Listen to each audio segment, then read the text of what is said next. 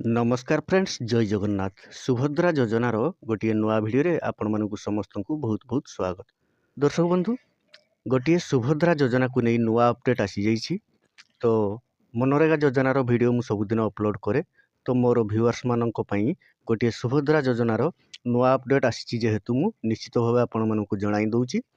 तो सुभद्रा योजनार कौन नुआ अपडेट आसी अनेक अयोग्य हिताधिकारी नाम एबे तालिकारु बाद पड़ुछि।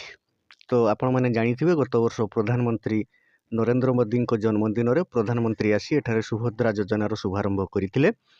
तो प्रथम पर्याय रे अनेक हिताधिकारी आवेदन करथिले।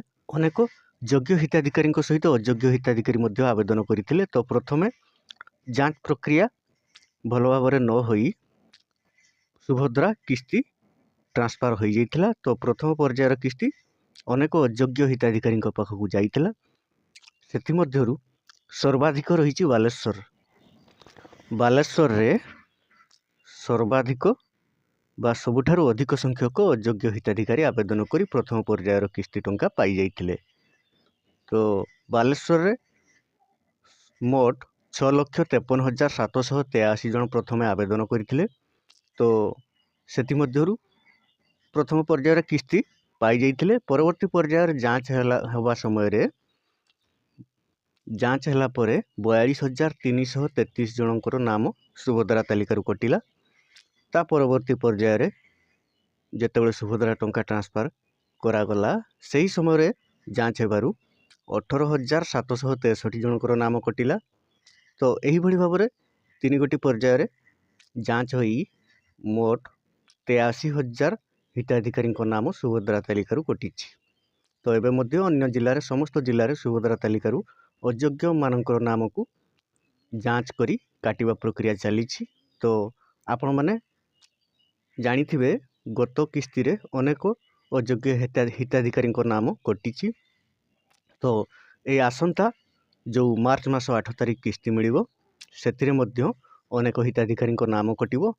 सेतिपई निश्चित भावे आपण माने थरे आपणकर आधार नंबर द्वारा सुभद्रार आवेदन स्थिति बा स्टाटस चेक करि नियंतु। आपणकर आवेदन स्थिति योग्य अछंती कि आपण अयोग्य अछंती आपणकर स्थिति निश्चित भावे जांच करि नियंतु। जांच करिवा पई आपण कोन करिवे देखंतु दर्शक बंधु आपणकर जे कोनोसी हिताधिकारींकर आधार नंबर द्वारा आपण जांच करि परिवे जे योग्य अछंती कि अयोग्य अछंती।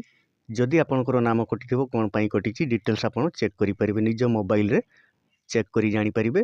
एथिपई निश्चित भावे समस्ते थरे जांच करि नियंतु जे आपणकर नाम योग्य तालिका रे अछि कि अयोग्य होई आपणकर नाम कटिछि बा रिजेक्ट होइछि। तो सेथिपई जांच करिया पई प्रथमे आपण मोबाइल फोन रो गूगल किंबा क्रोम ब्राउजर ओपन करिवे एवं सर्च बार रे सुभद्रा योजना लिखि सर्च करिवे। सुभद्रा योजना लिखि सर्च कला पर देखंतु एठार प्रथम लिंक टी आसुछि subhadra.odisha.gov.in। एही लिंक रे आपण क्लिक करिवे। एथिरे क्लिक कला पर देखंतु आवेदन स्थिति गोटिए ऊपर राइट साइड रे देखंतु आवेदन स्थिति। एही आवेदन स्थिति ऊपर क्लिक करिवे। एथिरे क्लिक कला पर एठारे जेउ हिताधिकारी स्थिति जांच करिवे तांकर आधार नंबर टी एठारे एंटर करिवे। तापर एठारे एही बॉक्स टी रे टिक मार्क करिवे एवं तले लॉगिन रे क्लिक करिवे। लॉगिन रे क्लिक कला परे आपनकर आवेदन करिवा समय जो मोबाइल नंबर देथिबे सही मोबाइल नंबर को गोटे ओटीपी आसीबो। ओटीपी सबमिट कला परे आपनकर आवेदन रो स्थिति जांच करि पारिबे बा चेक करि पारिबे जे आपनकर सुभद्रा पोर्टल रे आपनकर नामटी योग्य तालिका रे अछि कि अयोग्य तालिका रे अछि। जदि अयोग्य तालिका रे अछि तबे केउ कारण पई अयोग्य होइछन्ती एठारे चेक करि पारिबे। तो देखंतु एठारे केउ माने योग्य एवं केउ माने अयोग्य हेबे आपण निजे मध्य जानि परिबे। योग्यता मानदंड सुभद्रा पोर्टल ओपन कला परे एठारे योग्यता मानदंड रो गोटे ऑप्शन रहिछि अधिक सूचना। एही ऑप्शन रे आपण क्लिक करिवे।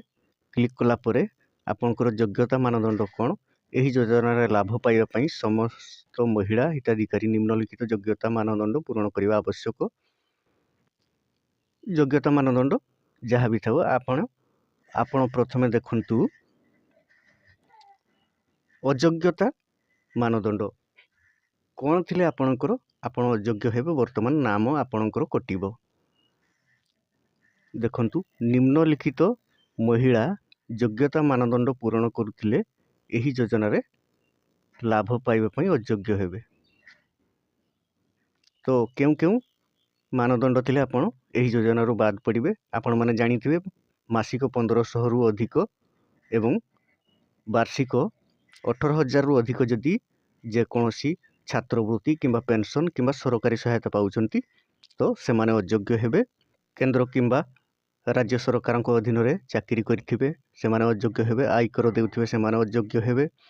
एही भली आउ कोन रहिछि जे कोनोसी सरकारी विभाग अंडरटेकिंग बोर्ड भारत सरकार किंबा राज्य सरकार को मनोनीत प्रतिनिधि होइथिबे। ट्रैक्टर मिनी ट्रक छोट वाणिज्यिक यान थिबो।